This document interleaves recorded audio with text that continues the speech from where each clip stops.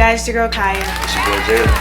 And today we're going to be going over another theory. Last week we went over another theory, which was whether Ty Lee was an airbender or not. That was a good discussion, great theory. So definitely go check that out if you guys haven't seen it.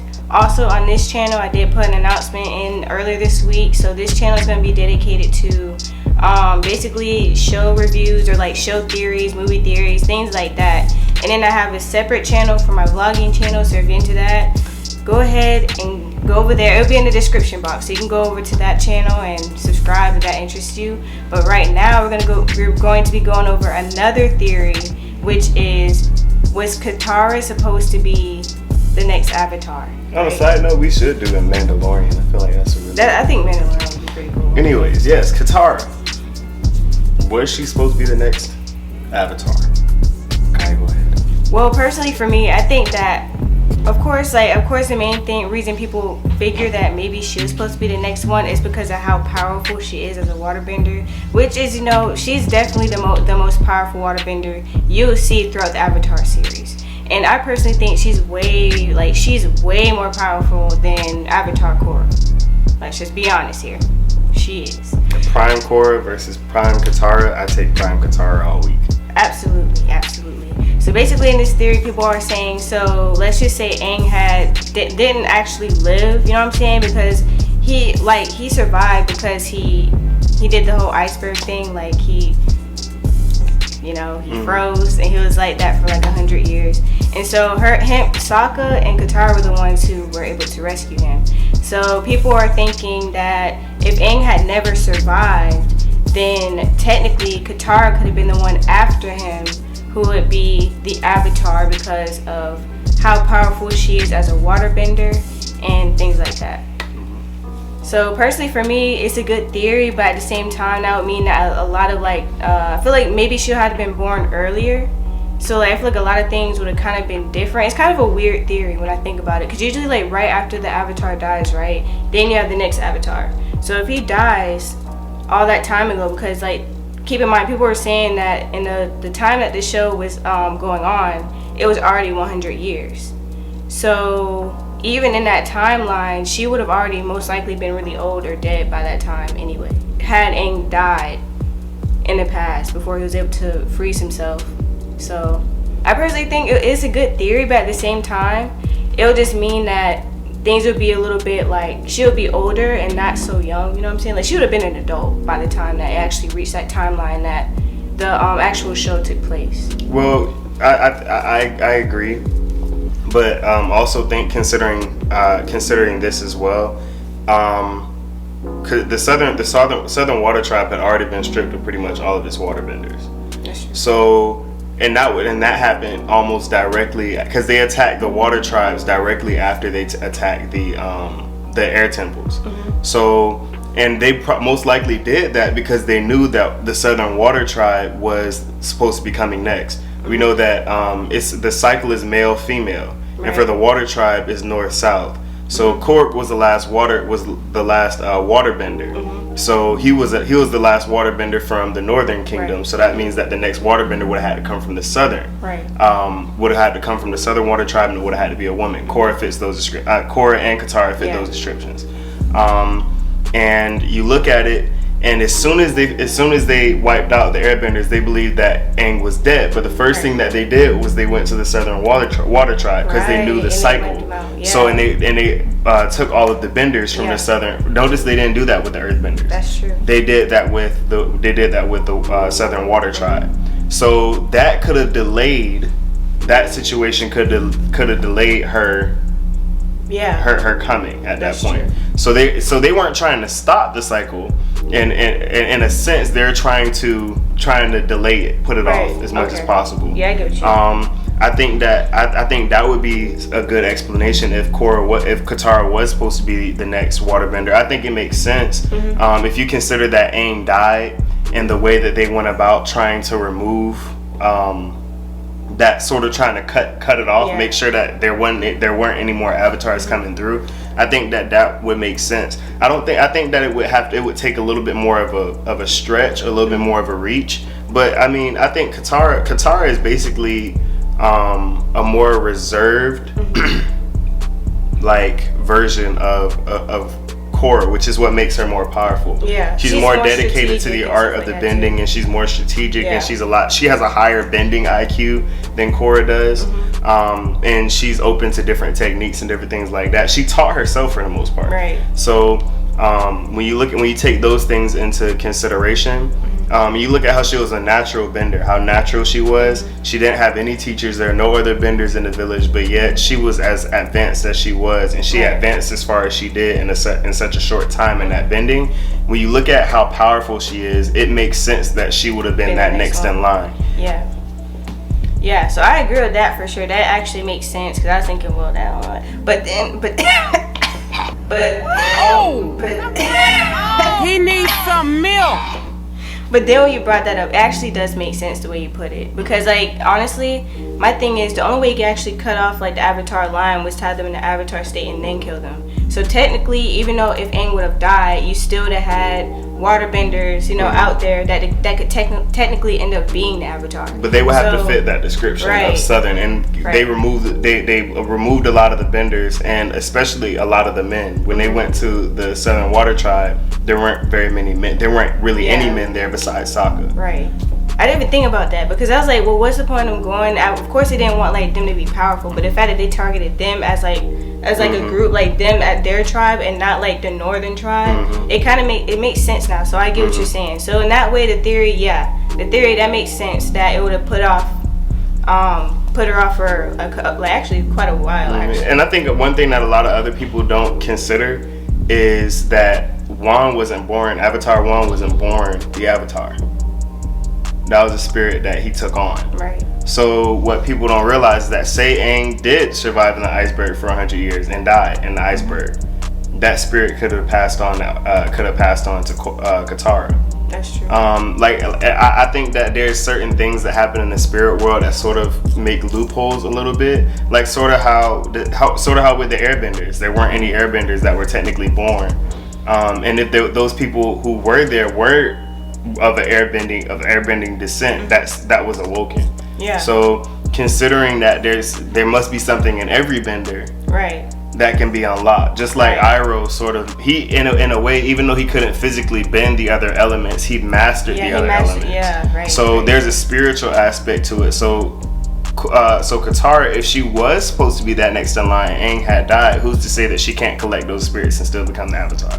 So that, I think that's another thing that a lot of people don't really look at when you're considering that particular theory. They say, well, 100 years passed, the next Avatar would have had to come immediately. Well, not technically, because as soon as they finished with the air nomads, they went directly to the Southern Water Tribe and then eliminated.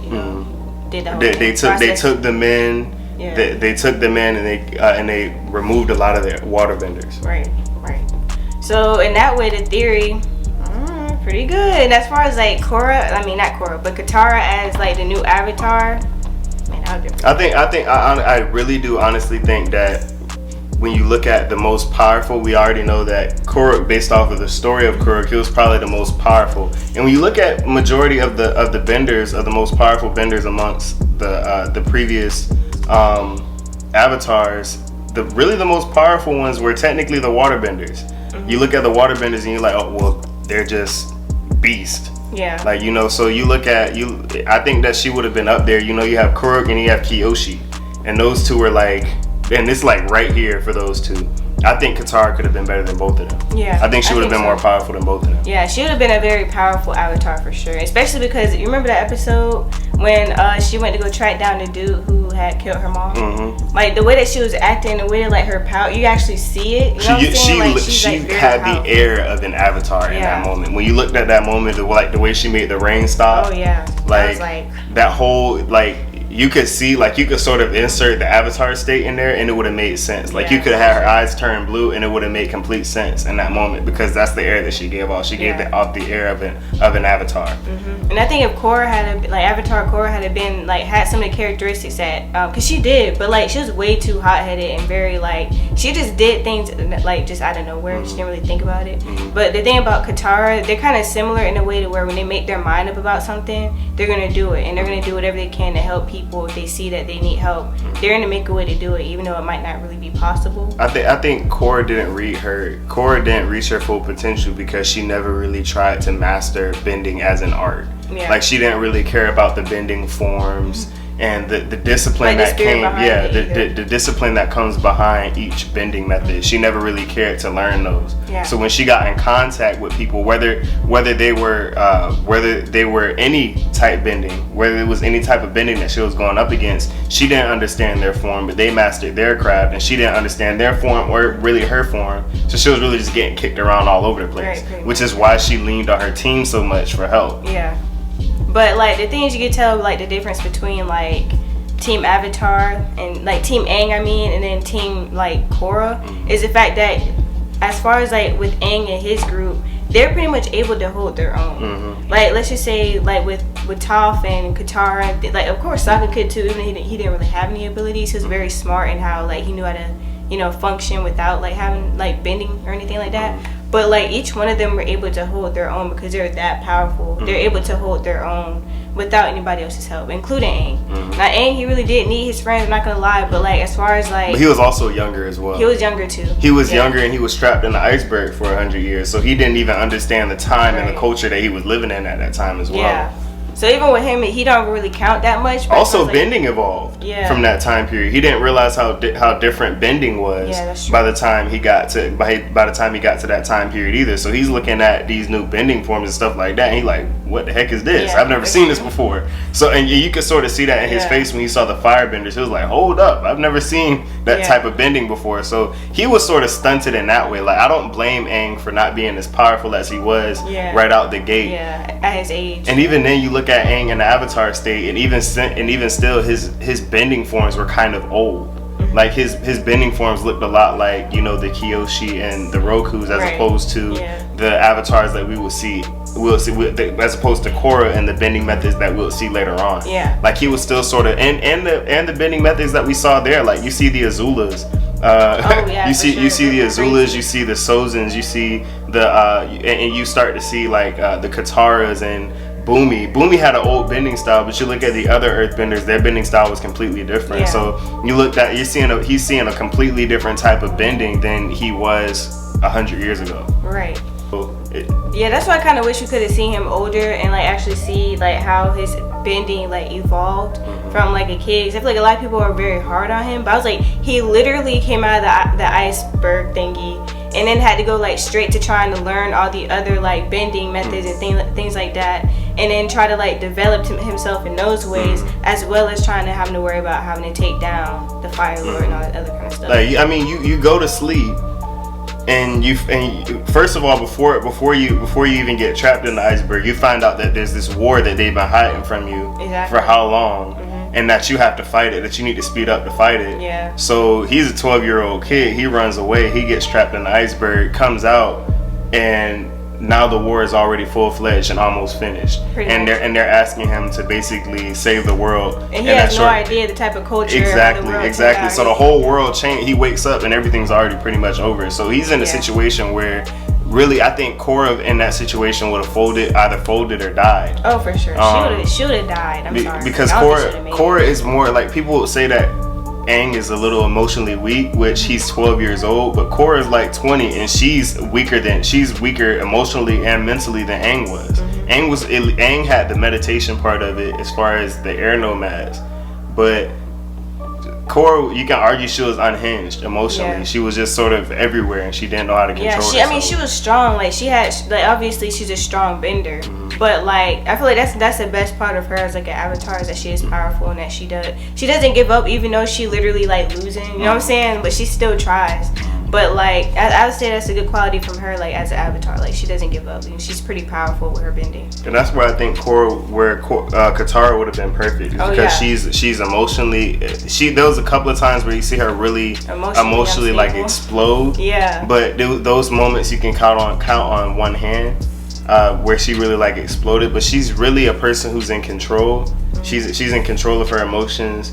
And she's really wise with the way that she does things and the way that she deals with people. So I think she would have been a perfect avatar. Now, whether the spirit aspect of it, how she would have done the spirit aspect, I don't know, but based off of her personality and who she is, she most likely would have had a really good balance between the spirit world and dealing with the civil issues based off of wherever she's at. And then we can't forget either that she does have a savage side to her. So there's a lot of times that'd be like, hey, you know, chill, you don't want to do you don't want to do nothing too crazy. And she's kind of like one of them type people where like when she wants to help people so much that she has to do something she doesn't necessarily want to do, she's gonna do it. Like she's like a savage in that way. And so I feel like that's a good quality, and also maybe like a little bit of a bad problem, because then it could cause other issues down the line. But like as far as like everything else, as far as like her and how she would like turn out as Avatar, I think she'd be a pretty good Avatar. Yeah, I mean, and back on the Aang thing, like imagine looking at somebody like the first Bender you see Bender's like a Zulon or Sozin at that time, and then you snap your fingers and you wake up and you're looking at Azula. Yeah, like, yes. Like imagine that. Like Azula's a different breed. I don't think even at her time people weren't able to catch up with her as far as like how powerful she was. She was very advanced. I think like you look at this like at the bending tournaments that would take place later on. Yeah, Azula by herself would dominate. Oh yes, absolutely. That's why personally for me, I feel like Azula might be my favorite character. Her ability to fight one-on-one. I don't think I don't think there's anybody better than her. I don't think there's anybody better than her. I think you could put swords in her hand and she would kill it. Yeah, and she was just about. That Katara's ceiling was a lot higher. I mean, she stopped the rain. I feel like I like that too. But I think one thing about Katara that I think would be better is if she had somewhat better technique in her. And but then again, she's young too, and she was still learning how to like actually like Like, she was really like 2 years into bending, which is why I said that her ceiling was a lot higher, because Toph had been bending pretty much all her life, and she had bending training pretty much all her life. Katara coming to the series, you're looking at maybe 14, 15 years old. By the time the series ends, about 16 years old. So really, she had only really started bending for 2 years. She had only been a bender for 2 years. Yeah, she was learning with Aang. So based off of that. Based off of just that and how powerful she was at that time, I mean, Paku said that she was a master by the time he finished with her. So I mean, you look at that, and you know, I think her ceiling is just like, as far as like the sheer power. Like imagine if she had Paku for majority. She had been training with Paku for majority of her life. That would have been. Imagine how powerful she would have been then. She'd have been almost untouchable. Like, and even then, she had only been working at waterbending for a couple of months by the time she got with Paku, and she almost beat the man in the battle. Oh, for sure. So, I mean, you look at, and that's a White Lotus. Like, White Lotus actually meant something back then. I don't think that White Lotus was as important later on in Korra's series. I don't think they were nearly as powerful. They're just there. Yeah. So, I mean, but you had some of the greatest benders of literally not just that generation, but in that recent history inside of that White Lotus. And Paku, like she in a couple of months almost beat Paku. Yeah, I mean, if you look at that last battle with the White Lotus in it, how they're all teaming up and like they took down a whole city. That was wild. That was pretty cool to see. Like they're pretty dope. I look at it. I think Katara would have made an amazing Avatar. I do believe that if Aang had died in that iceberg or prior to, she would have been the Avatar. I think they took the right precautions to delay it that long. Yeah, I think so but too. It's too coincidental that Katara was the last airbender. It was the last waterbender in the Southern Water Kingdom. It's too coincidental, and she's too powerful for it not to be her. Right. Also, it's cool to think about how the battle between Sozin and Katara would have went had Katara been the next Avatar. I think that Sozin would have been dead a lot quicker. Oh, for sure. I mean, not Sozin, Ozai. I think Ozai would have been dead a lot faster if it was Katara. Yeah, Katara, especially with the way that she tracked that dude down. I think that it would have been over pretty quick had Katara. I think you're just looking at the way that everything went. Yeah, she would have killed him, because she one of them type of people where I don't want you to hurt anybody else. I don't want to risk you coming back and trying to like do anything to somebody, so I'm just gonna kill you all. And he has a different culture and mindset as far as that kind of thing, and that's not something he believes in. So like as an airbender for him, it's just like, no, I don't want to kill him. But like for her, she's just like, look, he needs to die. I'm sorry, you gotta go. Alright, so closing out this video, what is your final, what are you going to rate this theory from 1 to 10? We touched on a couple more than we're supposed to. We did. I'm going to put it But those couldn't be avoided. Yeah, yeah. So what's your? I would say, what would you rate the actual theory with as far as like Katara being the next Avatar? Scale of 1 to 10. Yes. I think I argued it pretty well. I argued being for it pretty well, I think. I mean, I'm asking you to rate the theory like from 1 to 10. Oh, me? I think it's rock solid. I'm gonna give it an 8. I'll give it a 7.5. Might as well give it an 8. An 8. I think it's pretty solid. Like it's not too much you can say against it. I mean, it's a theory, and we don't have too much information on what happened on that 100 years inside. But based off of what we do know about that 100 years, I mean, how can you really deny it? There's a reason why they attacked the Southern Water Tribe. Yeah. I mean, you can't. And that right there, I feel like ices the theory. And I'm sure like we could revisit this topic when we actually like, because I'm sure we can come up with way more reasons why this theory is good too. Because right now there's only like a few of them, but like actually piecing everything together, we will revisit this topic again. We will. If you guys have any thoughts on this topic, go ahead and put in the comment section below, and then check out the playlist with all of our videos of Avatar and all the theories and all that kind of stuff. It will be in the description box below. I'll put the playlist on. Check it out. So yeah, I think that's it for this video. Oh wait, I rated it. Never mind. I forgot. I rated it. Okay. So 8's all around. Yep. So tell us what you guys would rank it, all that kind of stuff, and we'll see you guys in the next video. Deuces.